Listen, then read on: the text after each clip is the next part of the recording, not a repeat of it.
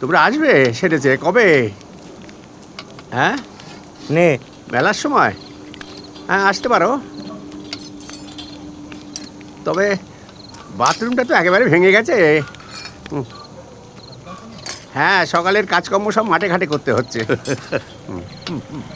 হ্যাঁ, ঠিক আছে, শরীর ভালো থাকলে জানাবো। হ্যাঁ, পরে ফোন করবো। ছেলেকে ঢপ দিয়ে দিলি। তুই বুঝবি না। শরীর ভালো বললে এখনই আমেরিকার ট্রেনে নিয়ে চলে যাবে।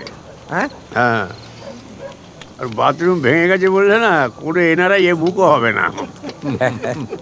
ছেলে ভালোবেসে ডাকছে, জানা একবারে আমেরিকা ঘুরে আয়। আমেরিকায় কেন নিয়ে যাচ্ছি জানিস? বাচ্চা মানুষ করাবে বলে।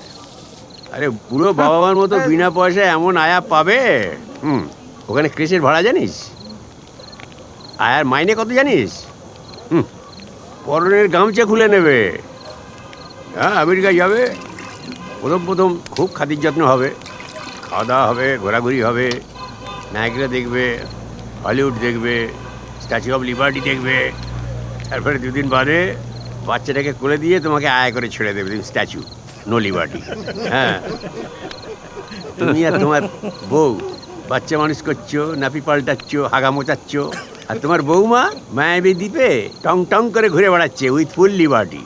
হ্যাঁ, এই যে তুই, হ্যাঁ, তোর নাতনিকে নেওয়ার জন্য রোজ স্কুলে আসিস। কেন আসিস বল? কেন?